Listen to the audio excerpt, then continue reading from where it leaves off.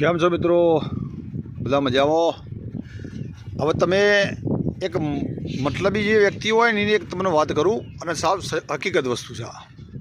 લગભગ આજથી 10-12 વર્ષ પહેલાંની આ વાત છે. હવે બન્યું તો એવું ને કે બે ભાઈ હતા. એક ભાઈ 10માં ભણતો હતો અને એક ભાઈની 1થી 3 ભણતો હતો. અને સારું બન્યું બનાવ્યો, ભયંકર બનાવ બન્યો. ગોઝારો દિવસ હતો.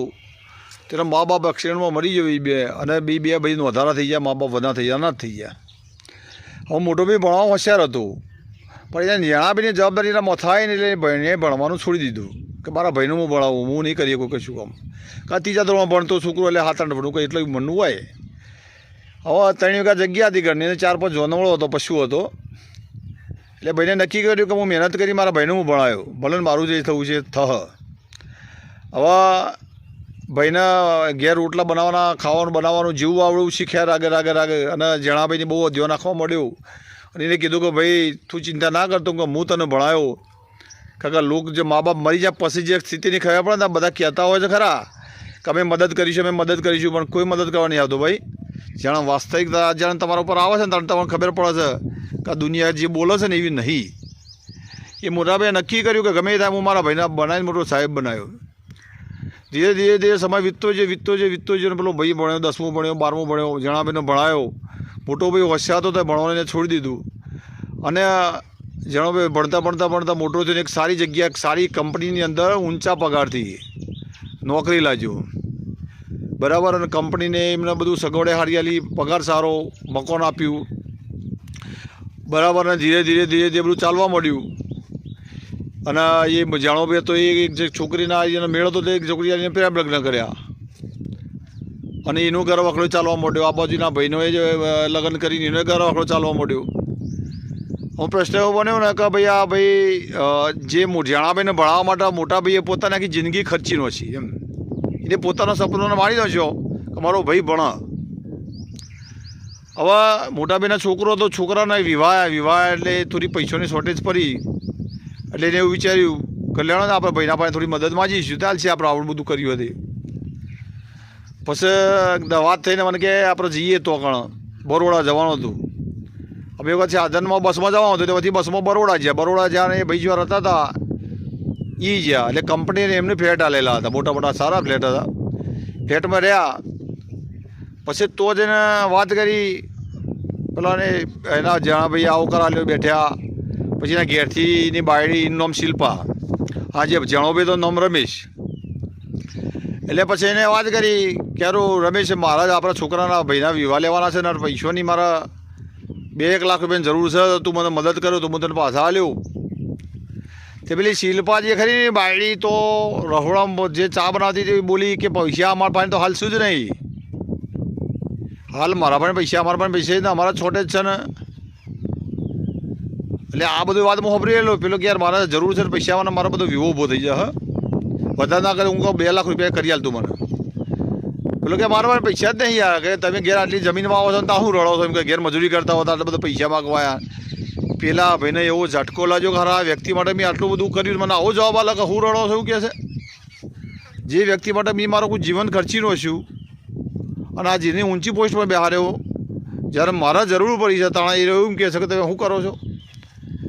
એટલે આ તો ખાસી રકઝક થઈ, થોડું ઊંચી બોલાચાલ થઈ. જે ફ્લેટમાં તો આજુબાજુવાળા જોવા આવ્યો.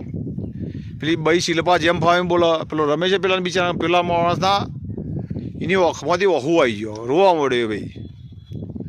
પણ હું આ બધો તમાશો જોઈ હતો એટલે પછી મને થયું કે સારું આ તો ખોટું થઈ ગયું છે. એટલે મેં કીધું લે રમેશ આ તારી ઘરવાળી પહેલાં તો બોલવાનું બંધ કરાય, કીધું જે બોલે છે ને બોલવાનું પહેલાં બંધ કરાય. કીધું શિલ્પા તું શું સમજુ સાહેબ, આ મોટા ભાઈની બાબતમાં તું સમજો છું, તું શું જાણો છે તે મંડી જઈ તારની. કીધું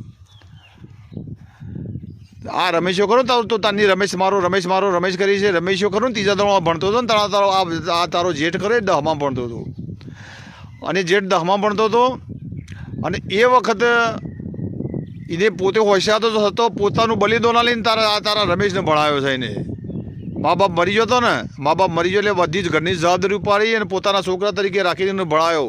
પુષ્કળ તકલીફો વેઠી પોતાની જે ઈચ્છાઓને એને બાળી કૂટી દફનાવી દીધી અને તારા રમેશને ભણાવી મોટો સાહેબ બનાવ્યો.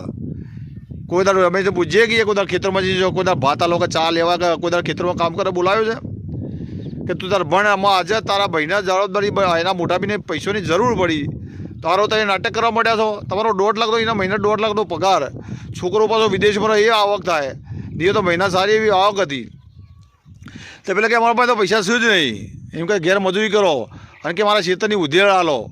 એટલે આ 3 મારો વાલો કીધું એટલે 3 વીઘામાં 1.5 વીઘામાં તારી ઉધેડ થાય 5-7 હજાર રૂપિયા. તું તને શરમ નહીં આવતી કે તારા ભાઈને આટલી બધી તારી જિંદગી આટલી બધી હારી બનાવી એની જિંદગીના ભોગવણ, તું એના પણ પૈસા માગે છે, શરમ આપી જુઓ. તે ના લ્યા કીધું રમેશ કશો તો નહીં, અમે તો જીએ છીએ કે વિવાહ તો થઈ જાય છે પણ તું વિવાહમાં આપજે. અમે હેડ્યા ઘેર એટલે આગુ પાછું કરી એના વિવાહ તો કરી દીધા, પણ વિવાહ કરવા નક્કી કર્યા હેડો ભાઈ પૈસાનું સેટલમેન્ટ કરીને. પછી રમેશને પત્રિકા લખી કે હેડો ભાઈ આપણા ભાઈ સાથે અમે તારા પત્રિકા લખી મારો વાલો બોલો વિહોમ ના આવ્યો. એની પેલી રમેશોની એની બાળી પેલી શિલ્પારી બે વિહોમાં આવી છે ને, સંબંધ કાપીનો છે હોય ને કે જઈશું તો પૈસા લેવા પડશે.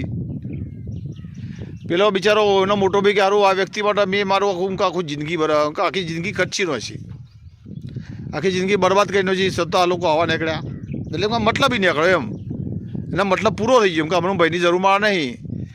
એટલે કીધું હેડ ભાઈ તારો એ ભગવાન છે, તેને એને વિવાહ કર્યા, વિવાહ સારી રીતે થયા, પેલો એમ ના આવ્યો, હવે એના કોમો વળ્યા. લગભગ 100 મહિના જેવો સમય થયો, 100 મહિના જેવો સમય થયો ને એક કાગળ મેં હાથમાં પત્રિકા જોઈ, મોં નામ લખ્યું હતું એક સંકુલમાં દાતા તરીકે કે રમેશભાઈ ફલાણાભાઈ ગોમ ફલાણું. એટલે મને આમ જાણ પડી કે મારો વાલો 21 લાખ રૂપિયાનો દાતા બનેલો, એ 21 લાખ રૂપિયા દાતા ને એનો સન્માન સમારોહ ગોઠવેલો બધો દાતાઓની એમાં એનું નામ હતું.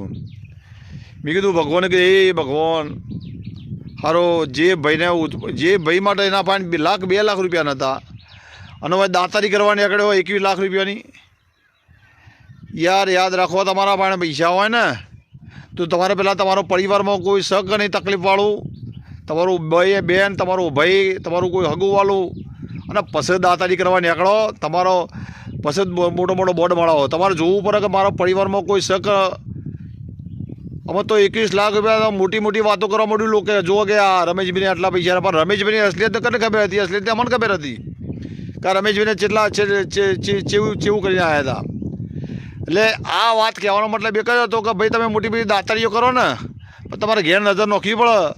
કારું આપણા ઘેર આપણા કોઈને પૈસાની જરૂર છે, પછી બોર્ડ પર આવો નીકળો. પબ્લિકના તો સમાજના કે લોકોને તો પૈસાથી મતલબ છે, કે ચેતના લાવીથી મતલબ નહીં. એટલે પેલો ભાઈ મોટો હવે જાણો ભાઈ પૈસા લખાવવા માટે મોટો દાનવીર થઈ ગયો, અને જે પેલા ભાઈને જેને ભણાયો હતો ને એના બિચારા હજી ક્ષેત્રમાં મજૂરી કરવી છે, પણ ભગવાને એના સામું જોયું, એના છોકરાને એક સારી એવી નોકરી સરકારી આવી છે અને શાંતિથી જીવ્યું છે.